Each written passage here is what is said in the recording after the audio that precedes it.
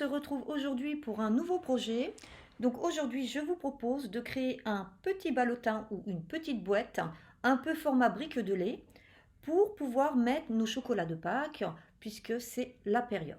Alors, ce projet a l'avantage de pouvoir se décliner sur toutes les fêtes. Anniversaire, Halloween, Noël. Après, il suffit en fait au niveau du papier et de la déco d'adapter.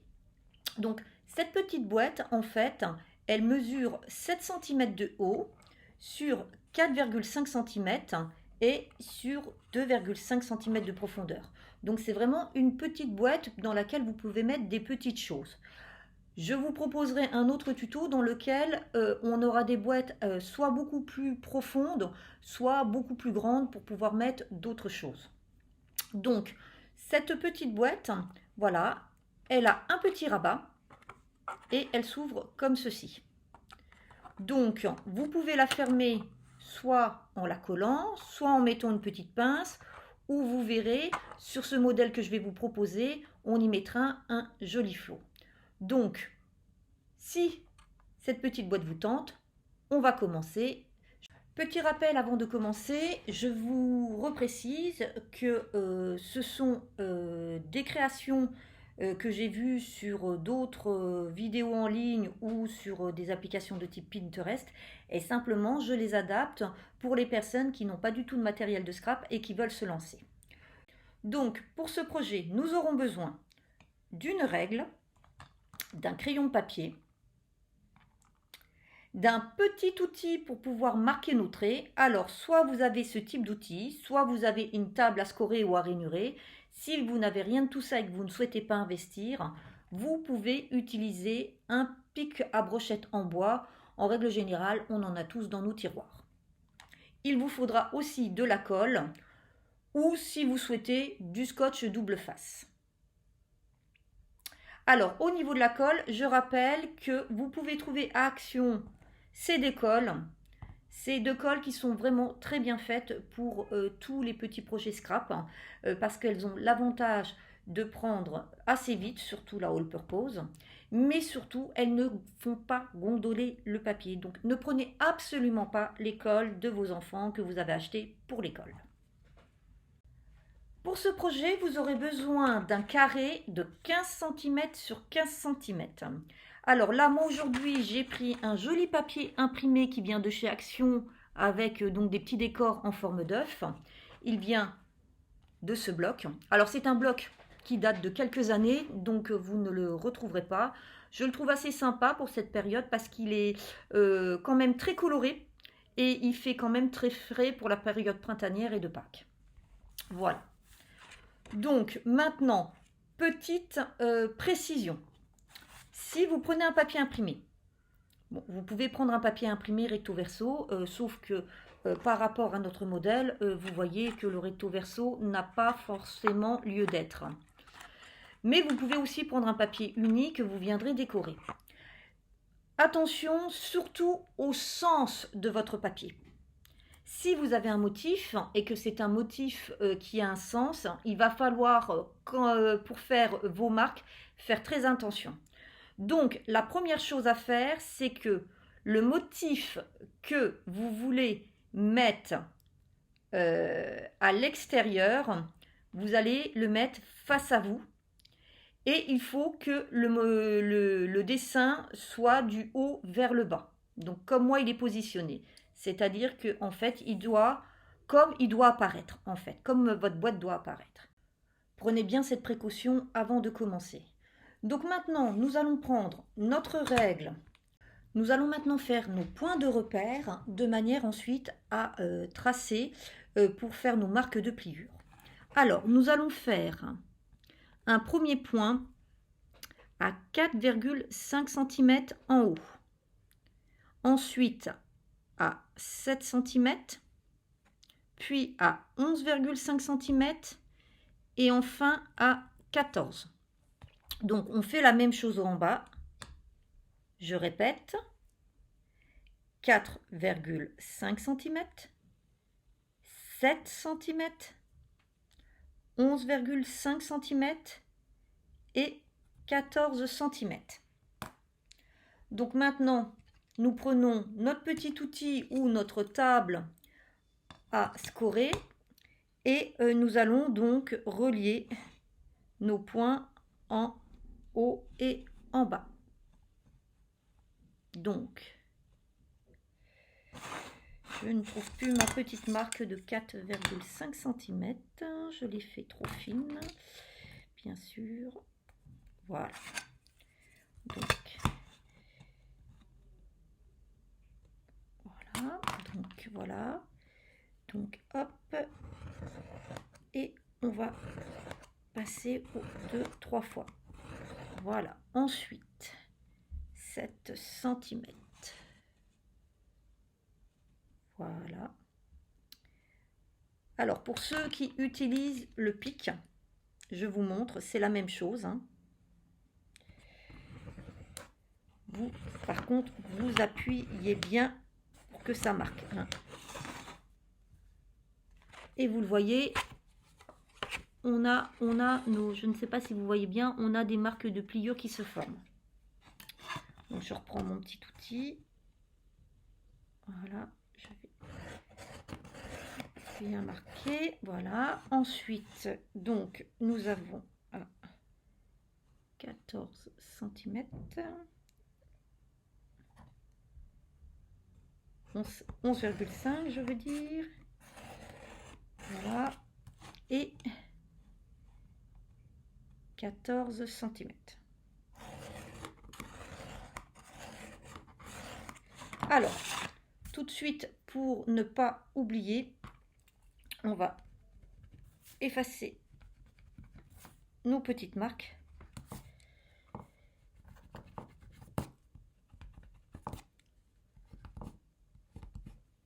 Voilà. Maintenant,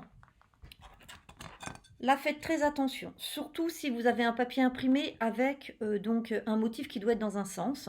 Vous allez faire un quart de tour vers votre gauche pour pouvoir faire les autres plis. Donc attention, bien faire un quart de tour vers votre gauche. Et là, maintenant, on va marquer à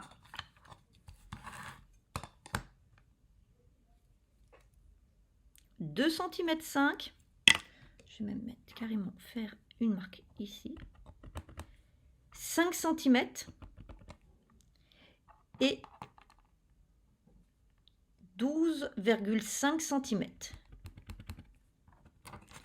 Voilà, idem en bas. 2,5, 5 cm et 12,5 cm. Et il n'y a plus qu'à relier nos traits pour marquer nos plis. 5 cm.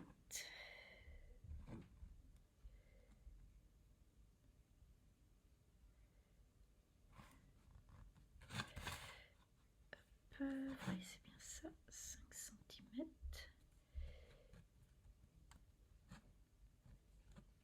J'ai plus l'habitude de la table à scorer. Et donc ici 2,5 cm. Depuis le bas, soit 12,5. Voilà. Donc une fois que vous avez tracé vos marques de plis, et bien maintenant, il ne vous reste plus qu'à plier toutes vos marques. Donc là, je fais déjà toutes mes marques que nous venons de faire. Et maintenant, hop, voilà. Alors moi là, j'ai un papier qui est un petit peu épais, donc c'est un peu plus compliqué. Alors, le souci des papiers action, si certains en utilisent souvent, vous le savez, c'est qu'ils ont tendance un petit peu à craquer. Hein. Voilà. Donc, vous obtenez quelque chose de ce type. Alors, ce que je vais faire pour bien que vous compreniez ensuite l'étape suivante, c'est que je vais marquer sur ce côté-là, au crayon de papier, tous les marques de plis pour bien vous montrer après l'étape suivante et que vous la compreniez. Je fais ça et je reviens vers vous. Donc voilà, j'ai procédé à toutes mes marques et donc vous avez normalement ceci. Alors, il va falloir retirer certaines parties. Donc, pour que vous compreniez mieux, je vais déjà les noter et ensuite, je vous remontrerai grisé. Donc, vous allez mettre votre papier face à vous avec la toute petite pliure sur votre gauche. Hein, vous vérifiez bien que votre papier est toujours dans le bon sens, hein, c'est-à-dire toujours votre motif qui va du haut vers le bas. Voilà. Donc, vous allez retirer à droite le premier rectangle, le second rectangle de la première colonne à droite. Idem pour la seconde colonne. Le premier rectangle, le deuxième rectangle. Sur votre gauche, vous allez retirer le premier rectangle, le deuxième rectangle et la deuxième colonne de votre gauche, le premier rectangle, le second rectangle. Donc en fait, vous devez, au niveau des deux premières lignes de marquage, conserver uniquement les deux premiers rectangles de la colonne du milieu. Uniquement. Donc, c'est ce que nous allons faire maintenant. Nous allons prendre un ciseau et nous allons venir découper.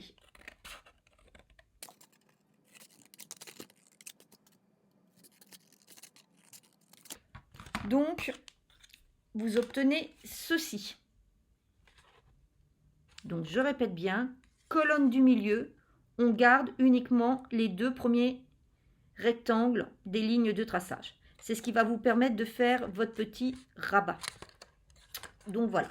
Ensuite, en bas, on va uniquement retirer la petite partie, donc le petit rectangle en bas de la tranche de 1 cm. Vous allez retirer uniquement cette partie.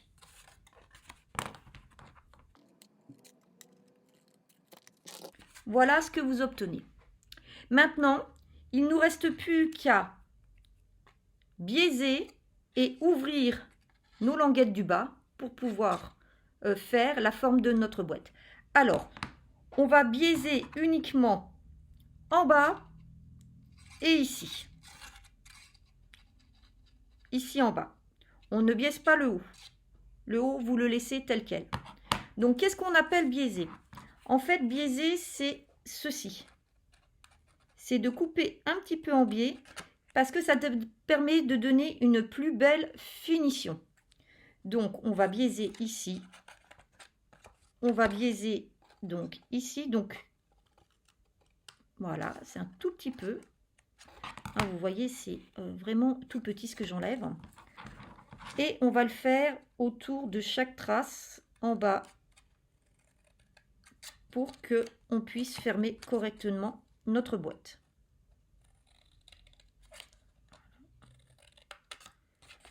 Alors, c'est pas obligatoire, hein, vous pouvez simplement couper.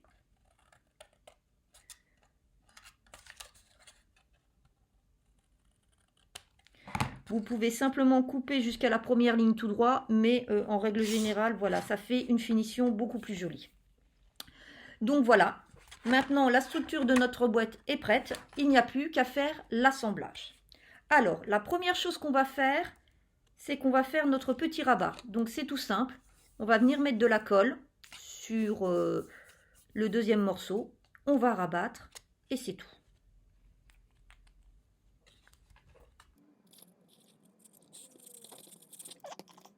Là, et on appuie bien pour que la colle adhère. Voilà. Alors, pour que ça fasse plus joli, ce que vous pouvez faire si vous n'avez pas de perforatrice d'angle, c'est avec un petit ciseau, voilà, de faire un petit arrondi de chaque côté. Voilà, ça fait plus joli. Voilà. Donc une fois que vous avez fait ça, eh ben, on va coller notre côté de boîte en mettant de la colle tout le long de la languette de 1 cm et sur la partie imprimée qu'on va venir ensuite mettre sur cette partie-là, sous cette partie-là.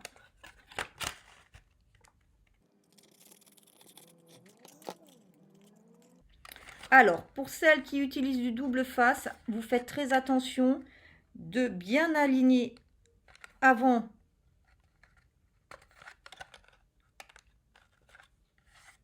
de mettre les deux faces ensemble, parce que une fois que c'est collé avec le double face, c'est collé, vous ne pouvez pas faire comme je viens de faire là, du repositionnement ou de l'ajustement. C'est pour ça que le double face, il vaut mieux éviter. Enfin, dernière étape, on va venir ici fermer notre boîte. Donc on va mettre un petit peu de colle sur les deux petits rabats.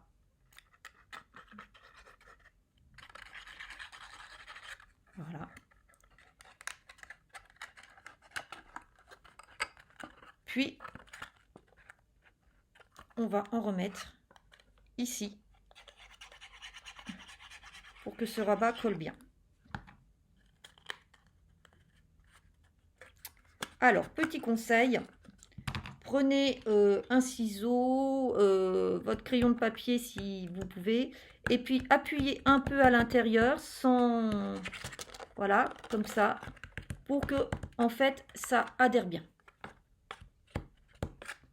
Voilà.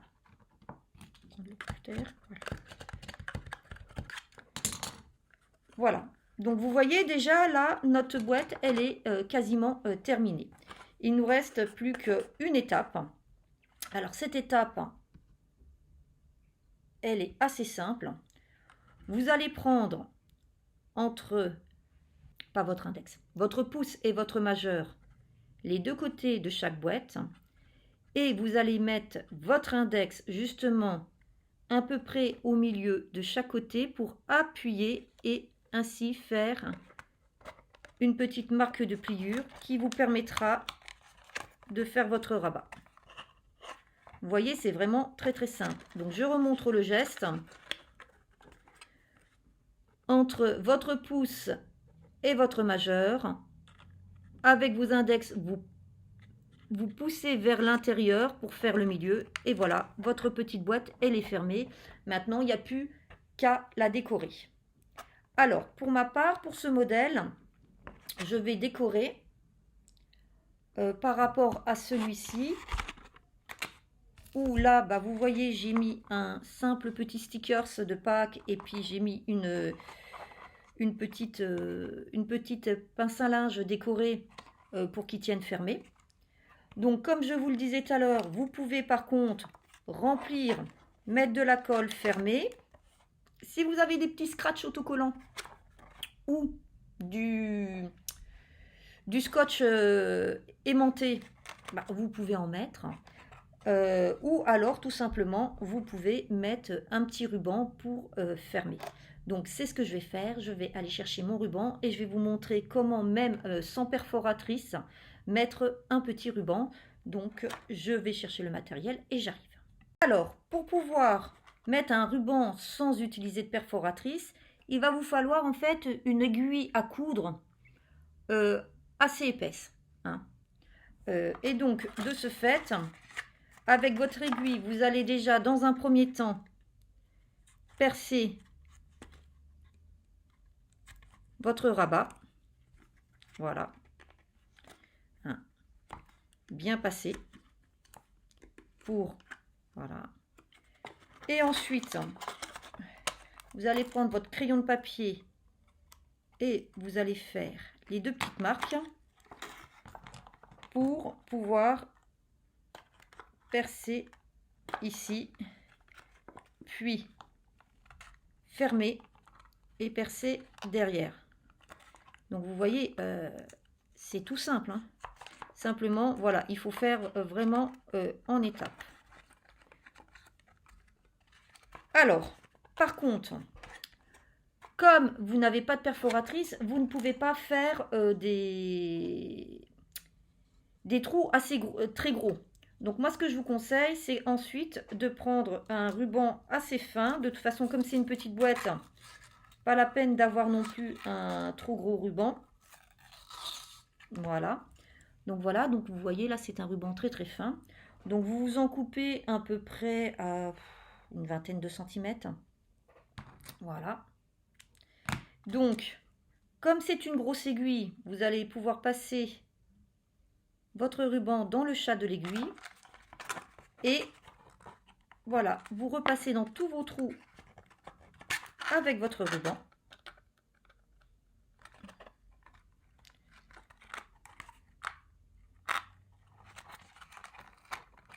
Alors, hein, vous voyez, c'est ce que je vous disais, hein, le problème du papier de chez Action, c'est que souvent, malheureusement, ça craque. Alors, ce que je vais faire, c'est que je vais camoufler avec du masking tape. Et voilà, vous n'avez plus qu'à faire votre petit nœud. J'ai voulu un peu économiser sur le ruban et j'ai des petites difficultés. Voilà, prenez plutôt 25 cm pour être plus à l'aise après à faire votre nœud, quitte à recouper les petits bouts en trop, mais voilà. Et donc, voici. Voilà. Ensuite, bah, ici, au niveau décoration, vous mettez ce que vous voulez. Là, par exemple, j'ai trouvé en course hier, vous voyez, des petits lapins comme ça. Donc, par exemple, on peut mettre un petit lapin. Ou des petits œufs, des autocollants, enfin ce genre de choses. Voilà, donc vous voyez la version avec le petit nœud et la version avec la petite passe à linge. Voilà. Donc ça, peut être sympa aussi quand vous organisez un petit repas et que vous voulez mettre une petite douceur. Même pour des contenants pour dragées, pour un mariage, pour un baptême, pour une communion, pourquoi pas, vous pouvez les faire vous-même. Donc, au moins, vous êtes sûr d'avoir les couleurs et le format qui vous convient, ou les petites photos des mariés, enfin ce genre de choses. Voilà, bon bah écoutez, je vous dis à bientôt pour un nouveau tuto. Et puis, je vais vous mettre en ligne d'autres petites vidéos avec des détails et des profondeurs un petit peu différentes pour pouvoir mettre plutôt des œufs de type Kinder ou autre. Voilà, à bientôt!